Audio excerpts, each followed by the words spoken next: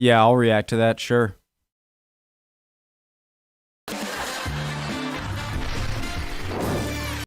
This is Sean Locke on QI. I understand this show a bit better, and the better I understand these shows, the more enjoyable reacting to it. The more I like watching them better. Okay, I don't feel as stupid. Preemptive like. Original link to the video, top of the description. Below that, link to the Discord. Click on it, send it right over there. Would love to have you. Makes it easier to interact with you and whatnot. Let's do it. I just watched Best of David Mitchell Part 2 on QI, and it was very funny. Rest in peace, Sean. Now, which popular game traditionally ends with all the players being thrown into a lake of fiery sulphur? Well, I hope it's show jumping. I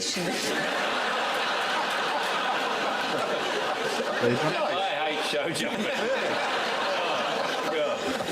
What is that? I'd have one of those after every jump. Is there any evidence that people are a bit more bonkers when there's a full moon? No. It's very interesting. There's been a lot of research about it, and there's been a lot of anecdotal evidence that at loony bins you have to lock them up on a full moon, but actually there's absolutely no clear evidence whatsoever that people behave oddly in a moon. So why do I go out killing? Nonsense. What I want you to do, you've got ropes there, is just pull them apart. So you can take one each. Can't be done. Go on, pull them apart. It can't be done. Go on. There you go. Yeah. You can't, can you? Be done. You literally can't. It's quite extraordinary. Strong as Brian is. Go on, try and pull, Brian, pull. Guys.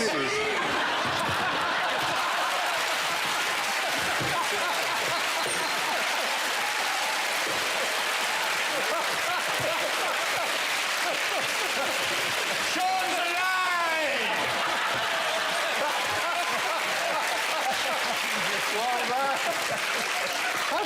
How come your water wasn't spilt? That's magical. Yes, it's an old trick. Me and Brian have been doing this trick. They all have scarves on. Yes. But to conclude... Guys, I saw a Mythbusters episode to test this, the strength of this. Let me tell you, they're not going to pull it apart. It took them, they had to go all the way up to 2 tanks, military tanks, or military armored vehicles, very heavy, to go against each other, pulling to finally take it apart. They did it with like 2 trucks, like 2 trucks driving away from each other, connected by, rope leading to the connected phone booths, and it still couldn't even pull it apart. It's insane how strong it is. Spilt. Cool. But to conclude, I say and maintain that of all the tosh cool, arse wisps, bum fodders, tail napkins, bunghole cleansers, and white breeches, there is none in the world comparable to the neck of a goose that is well downed, if you hold her head betwixt your legs. And believe me therein upon mine honour, for you will thereby feel in your knockhole a most wonderful pleasure. Yes. Both in regard of the softness of the said down, Yes. and of the temperate heat of the goose, which is easily communicated to the bum gut and the rest of the inwards, insofar as to come even to the regions of the heart and brains. So I love that. Why do we need swear words when you've got knockhole? Yeah. I'll clear one thing up. Yep. Is it alive? I fear it probably is. Yes, I believe that adds a frisson It to has to be alive, doesn't it? Yeah. Because then you can turn it and laugh in its face. Imagine now, because there's charming, there's double-layered toilet paper now, isn't there? There is. The Americans will probably use 2 geese's necks, wouldn't they? To get that extra softness. People have been saying for years, why are geese so angry? What's wrong with geese? Why are they so furious? We know. If there were one animal that I was never going to put anywhere near my bum, it would be a goose. There's so many other choices of animals you don't want near your Scorpion. knockhole. Scorpion. Get the scorpion to do it. Yeah. And he can get all those tricky little nibble bits. What's another name for the common cormorant? Yes, Rory. Sea crow. Oh, very good. It is. That's the right answer. Any other? The Latin name is Phylacrocorax. What are you gonna say? Can I just give the Latin name? The cormorant is the... Why a sea crow? It looks more like a sea herring. No, a herring's a fish. Heron. Herring? What's the bird? Crane? Of sea crane? The Latin name is Phylacrocorax. What were you gonna say? Can I just give the Latin name? The cormorant is the Phylacrocorax carbo. The shag is Phylacrocorax aristotelis.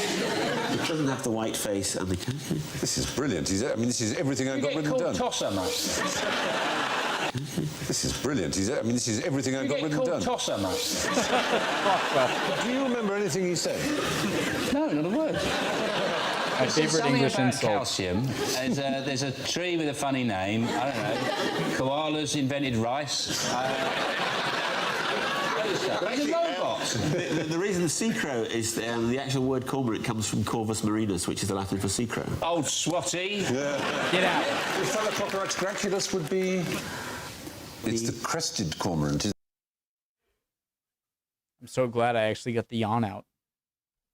The Phylacrocorax graculus would be... It's not that. I've been recording a lot of videos. I'm tired. Old swatty. Yeah. The Phylacrocorax graculus would be... It's the crested cormorant, isn't it? I was going to guess graculus is alligator. a jackdaw. No. Okay, a jackdaw is, Stephen, Mr. Corvus monedula. Yes, it's another Oxford, word. Cambridge, City College. Before the jackdaw was graculus. Okay, Stephen, let's not fall out over this, Stephen. No, it's what... I'm saying real Latin. No, you might be interested. Roman people actually called birds things before they were...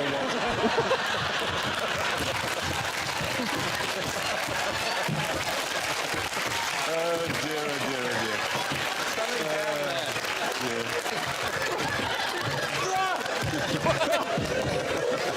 Sorry about that. I'm so sorry. That's all right.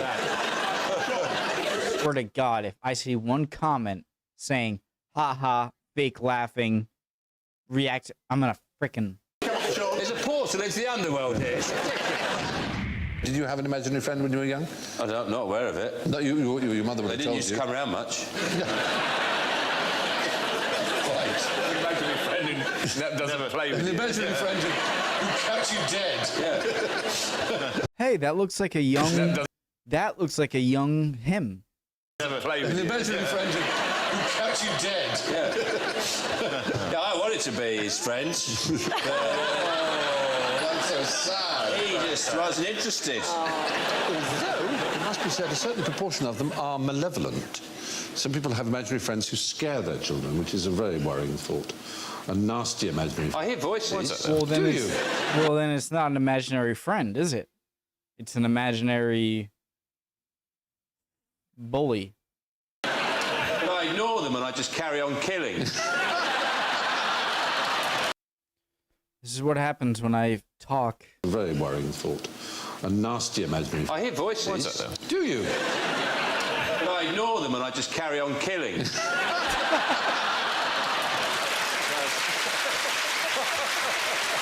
How upset are the Germans about the 1966 World Cup?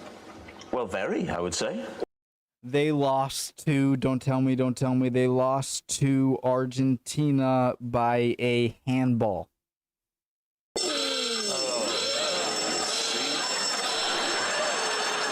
Well, they would be, for surely, I would have thought, a proud nation like the Germans. They were upset at the time, but I said, how upset are they? They barely remember it. They won. But they, in 1974, beat the Dutch, and that to them was the one they really, really care about.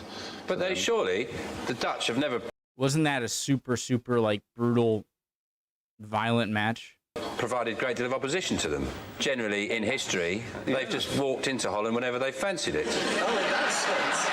Any time they want, they just go into Holland, which is just like spin the windmill. I haven't mentioned it yet.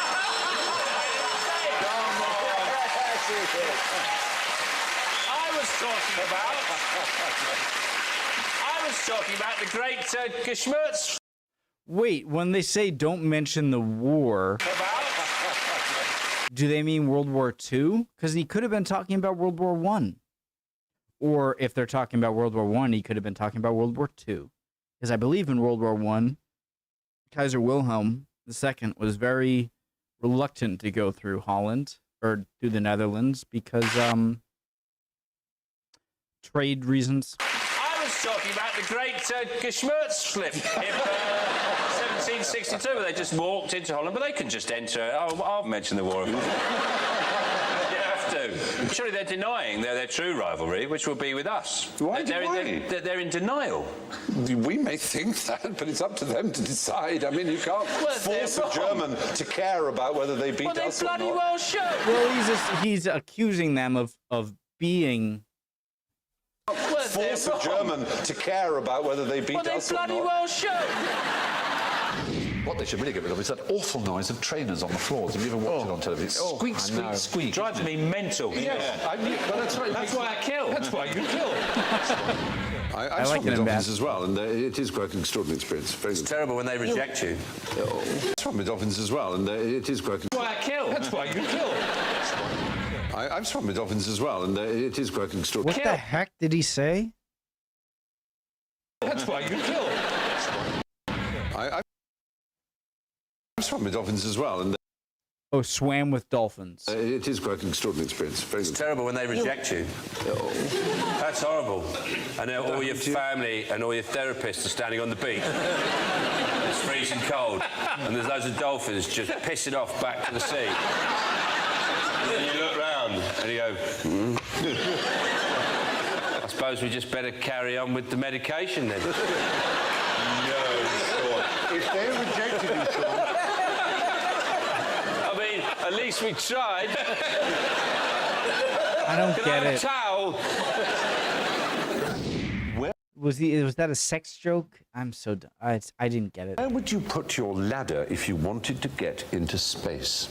On top of the spaceship, in a rack. No. Red In Ecuador at the top of Mount something. flag hanging off of it so some other spaceships don't follow you too close. You're saying where you put the ladder, you'd assume, I suppose, the obvious answer is you'd put it on the highest point, like Everest. Yes, that wouldn't. It'd be a bit bumpy, wouldn't it? You couldn't get a good foothold. No, because although Everest is the highest point above sea level, there's a mountain on the equator, towards the equator, which bulges out more, the Earth, that is technically closer to space. On it. It's sometimes called a space ladder. It's more commonly called a space elevator. It is a genuine idea that has been worked on, and many people believe would have saved the space program an enormous amount of money in various ways, was to build a huge elevator that goes from Earth and is counterweighted at the other end and spin round incredibly fast. But it would be an equivalent of geostationary orbit at the end of it, and you would have elevators on it that would go up and down. But the important point is you would have to do it on the equator, where the Earth goes at its fastest. Because it's the bit, like the end of a record goes faster than the middle, obviously. What about a series of trampolines? They have a huge trampoline, and then higher up is another one about half a mile up, and then another one. So it's like a staircase of trampolines going up into space, and then there's a big bouncy castle at the top. The Mario game. And a bloke charging you £1, and you've got to take your shoes off. I'd tell you the best way to get into space. I would tell you, I've just realised it, and it's brilliant. Catapult. It's just brilliant. I'm going to be so rich. Bubble. A bubble. Get in a bubble, just float up there. One day. I mean a big bubble. I'm not talking about those bubbles you see. That's not a bubble. Stupid little one. Call that a bubble, mate. You can't see my bubble. No, a big bubble. You get in the bubble and off you go. Fabulous. Yeah. Who wants in? Me.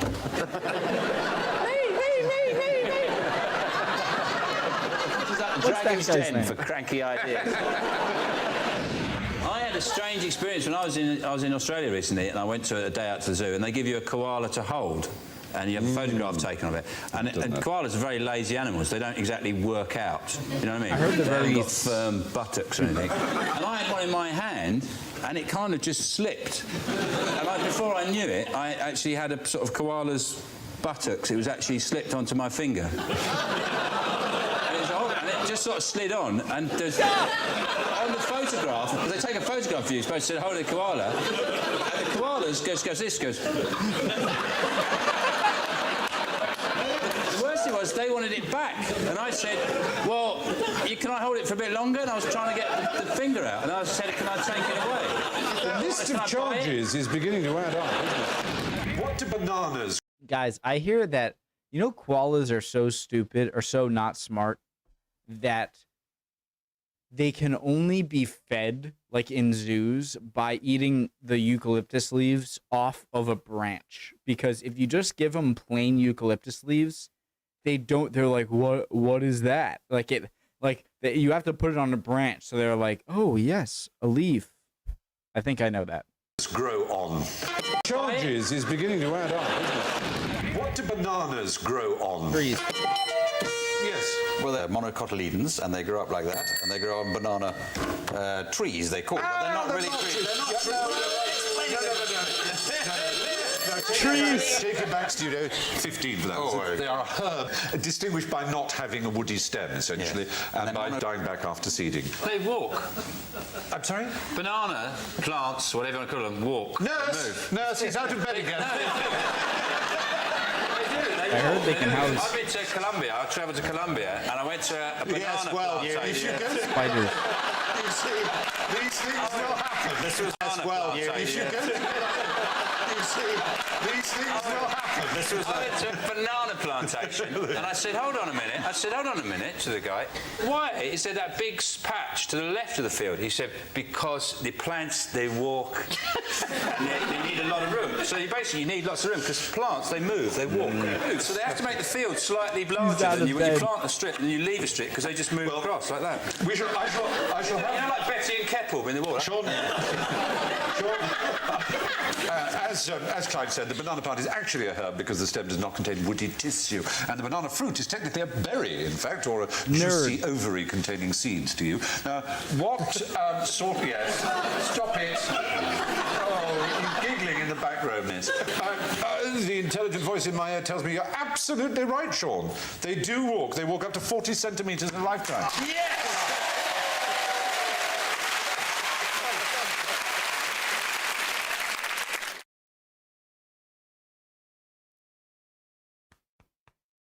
Rest in peace, buddy. What does a rainbow look like from behind? Is that a gay joke? Or love you guys. I know it was probably pretty painful throughout there. I didn't get some stuff, but that's part of the journey. Screw you. No. I will screw. I'm saying a lot of things. I hope you're all doing well. Love y'all. And I'll catch you guys next time. All right. Bye, guys. Chin up.